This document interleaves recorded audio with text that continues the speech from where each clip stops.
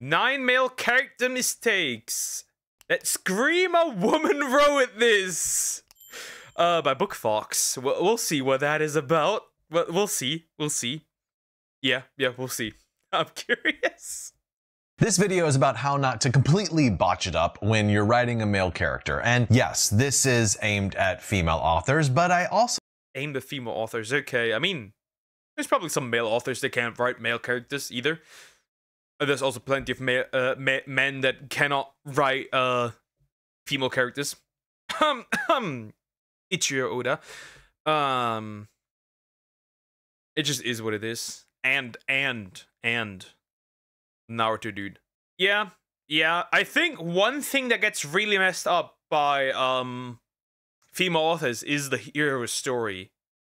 Like, a hero doesn't go through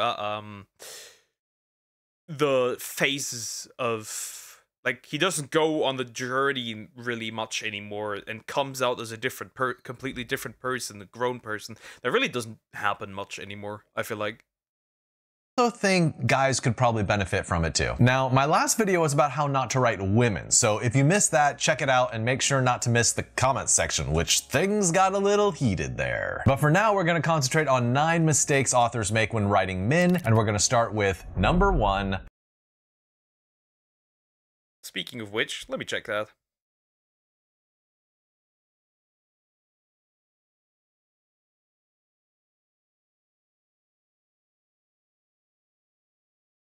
Seems pretty normal.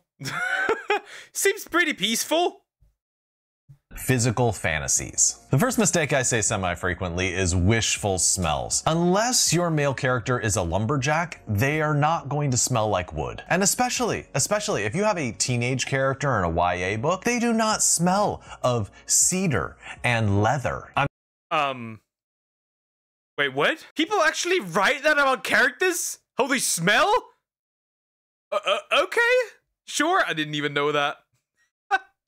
One problem I hate with such as Naruto saying at the start of a story, I want to be the king is fair. The story should teach any MC it's not easy as they thought. That it include heavy burdens, include more work than one imagined first. Yep. Okay, I can see that. Is that the boy smell?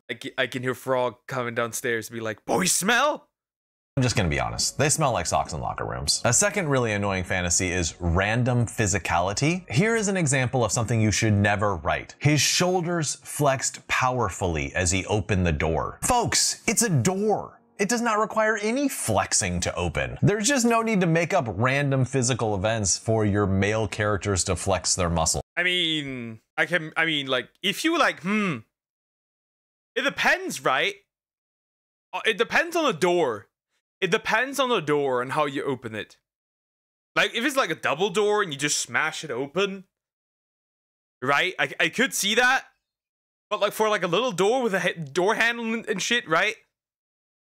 That doesn't make sense. I guess it depends.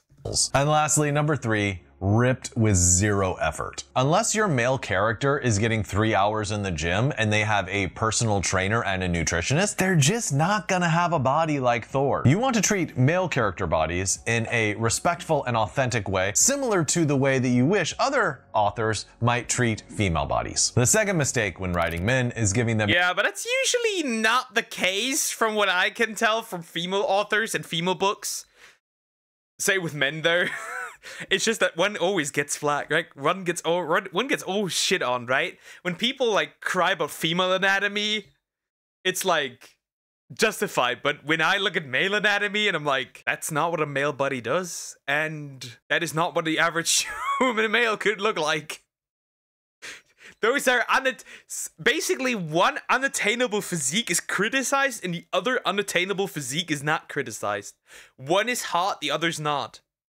You get it? Door, I guess I'll do 2 flips and then open it, I guess. A genius level emotional IQ. So listen, not every good man out there has a super high emotional IQ. Guys say stuff that tends to be misinterpreted. Guys often miss opportunities to speak, like say the wife is in front of the mirror preening and you are concentrating on something else and you miss the perfect opportunity to say like, oh, you look so beautiful. Yeah, that's a total hypothetical example. That never happened. If you're self-report.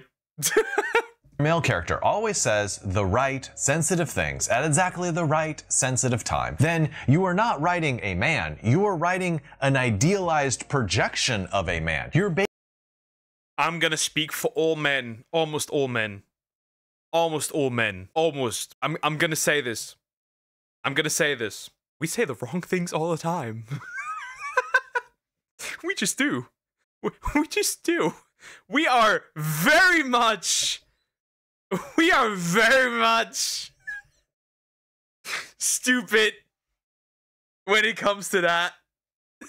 I'm gonna say it because we're not that good with emotion.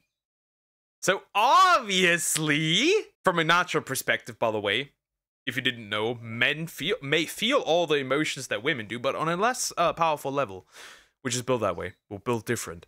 So we're not that good at it, but poker, that's how we learn. Nah, bro. Nah, bro. We are, when it comes to emotional shit, we are just worse at it. That's just an undeniable truth. So writing a man that is good, like perfect at it, is just unreasonable. EQ is basically IQ, but for emotions, I guess. Yeah, pretty much. Basically writing a mannequin for female readers to get off on. Yeah. I know there is an emotional spectrum out there, and there's a lot of guys who are extremely emotionally tuned. There is not, I'm gonna say this. There is a few men that are, but the vast majority of dudes just aren't. They just aren't. Me included. But I think that women have the tendency to write men as all having this emotional IQ equivalent to like Einstein's actual IQ. Now, I think the opposite is also true. Female authors will sometimes write the villainous main character, like, you know, the husband that leaves her or something, as having the emotional IQ of a rock. This third mistake is probably the most controversial one in this whole video. It is number 3, sexual fidelity as key morality. I know the comment section is gonna sizzle with debate and disagreement on this one, but just hear me out. It is a problem when every single male hero ends up being laser focused on their female partner, as if no other women exist in the world. And sometimes it doesn't seem like they even have a personality trait other than obsession. So my advice would just be not to have every single heroic male. Basically, a lot of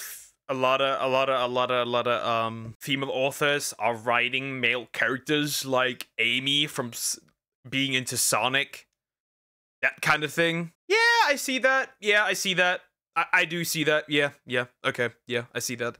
Character be written as naturally, crazily, unifocally monogamous. Now, it's fine to have them act monogamous. It's perfectly fine to have a heroic male character who is attracted to other women, but who remains true to their spouse or partner. Now, the flip side holds true as well. Don't have every single villainous main character be evil because they are a cheater. Sometimes they are evil for completely different reasons. Just like some men write women as though their main value is in terms of their physical beauty, sometimes women write men as though their main value is in terms of sexual fidelity. The fourth mistake some authors make when writing male characters is making them only a romance option. So ask yourself, do you have a male character in your book who exists for a purpose other than romance? Do they have a role to play in the True.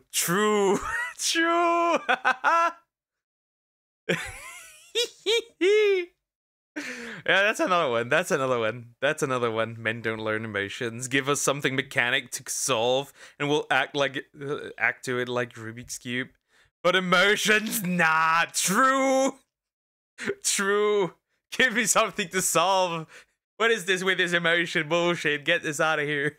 Plot other than just coupling with the female lead. Really, this is analogous to the sexy leg lamp test that I mentioned in my video about how to write female characters well. Let's call the male version the sexy Greek statue test. If your male can be replaced by a sexy Greek statue throughout the whole story, then they're not a real character. Now, for an example of this, I find this to be often the case in Hallmark style movies. The main male lead just exists to fulfill the relationship fantasy fantasy of the female main lead. So you avoid this just by having the male character play some sort of role in the narrative. This next mistake that is sometimes made with male characters is number 5, deeply improbable contradictions. So what I see with these characters is a hyper-masculine character in one area, but then all the rest of them is feminine and soft and exactly what a woman would want. For instance, he is a motorcycle mechanic who just happens to be the best listener of all time. Or he is a ruthless billionaire CEO who is also the best father and the best chef and the best lover. So these aren't characters, these really are just projections of female fantasies. Now, if you're writing romance, you probably want to commit some of the mistakes I'm mentioning in this video because you're not trying to deliver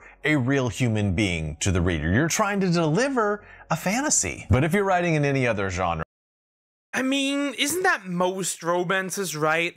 A lot of romances work so well because both characters, right? The female lead and the male lead are like written to be made for each other. Right? I feel like that's not that uncommon. I feel like that's very common. Josei reverse harems shoujo series. Yeah. I know what you're referring. I know what you are. I know the type of man you are. And I can prove it. But I feel like that's not really uncommon. Men do that too. One-dimensional characters. Yup.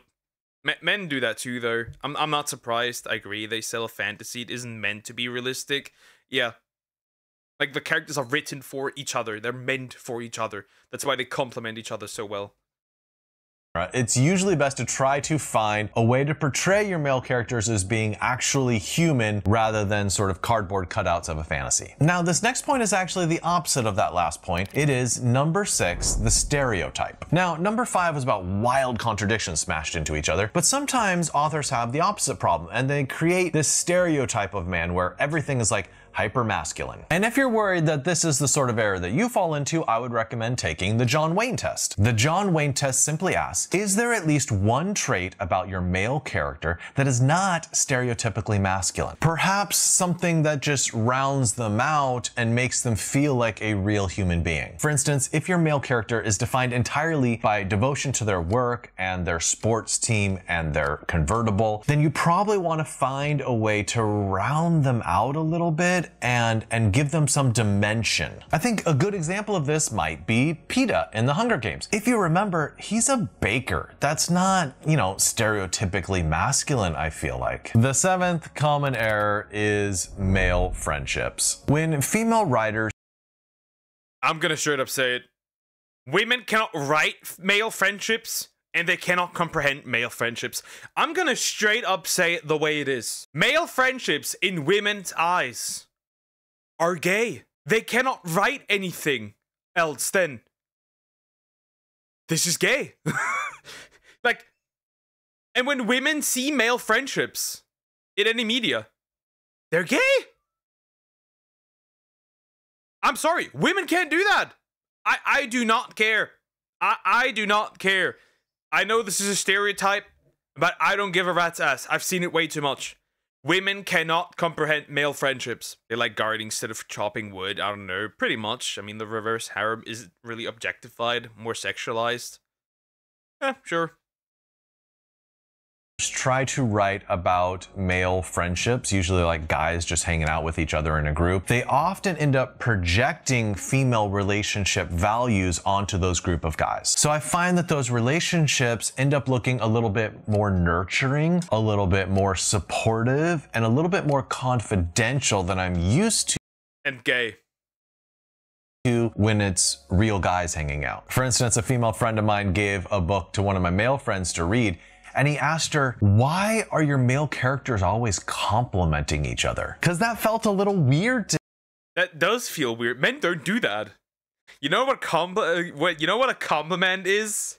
When you can hurl insults and slurs at each other. That is the male way to compliment.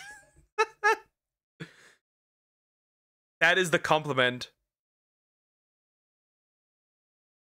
But Doug, there's nothing more gay than two straight dudes together. Brotherhood has and will be gay. Nah, bro. I still see people shipping Sam and Frodo. These two are not gay. They're best friends. The fuck is wrong with you, people? No, stop it. Him. Like, that's not normally how guys relate all the time. There's a lot more competition and one-upsmanship. There's a lot more ribbing. There's a lot more physicality, like guys hitting each other, and there's a lot more sometimes off-color humor. Now, obviously, these are really broad stereotypes, but I think it's helpful to remember when you're trying to write how a group of guys would hang out. And here's an 8th mistake you can fall prey to when trying to write men: mono emotions. So what is it with so many male characters being brooding? Like, they just brood, and you're like, is there any other aspect of your personality that we should know about, or is it just the brooding? Another really common mono emotion that I see in male characters is sometimes they'll just always be angry. They're just constantly filled with rage. And often the way that this rage gets manifested is that every single ripping on each other, shit on each other, bro, calm down. Really, men can't be friendly anymore? You said yourself, Poker, they're shipping Sam and Frodo doesn't get it. Yep, that's exactly. They're also shipping other male characters. It's just the truth. Here is the thing, though. They're written like that for a reason. Because societally, anger is the only emotion that we are sort of allowed to feel. Like, what is the first, like, response to when something goes wrong for most men? It's anger. It's punching a hole in the wall. It's like, let's go fuck some shit up. Yeah. It's like, you get the idea. You get the idea. That's why this is so prevalent. This is not really a writing mistake, but a projection from society onto writing. That's the problem. Bad character ends up being a domestic abuser. And after a while, I'm like, are there any male characters in novels who are bad and do not domestically abuse their partners? Now, hear me out here. I'm not saying don't write domestic abuse male characters. Like, no, obviously those exist. Obviously those need to be represented in fiction. I'm saying if every single male character in your book is always filled with anger or rage, I think that's kind of a stereotypical problem, and you want to examine that. All right, and now we are down to our very last point, number 9, men in general. Now, so far everything... Stereotypical? Yes. A stereotype with truth behind it? Also yes. Also yes. Very much. Very, very much. We've talked about in this video has been about the male leads, the male protagonists, or one of the main characters. So this point is about minor characters, minor male characters. Remember that the way you write the opposite sex is often not revealed by the way you treat the major characters, because you spend so much time on them and you're extra careful, you don't make those common mistakes. But with minor characters, you sort of get a little sloppy because they're just a minor character, like it doesn't matter that much. The most common mistake that male writers make is sort of erasing female characters from the background and just not having very many minor female characters. The typical mistake that women make, on the other hand, is they make all the male minor characters into evil characters. They are all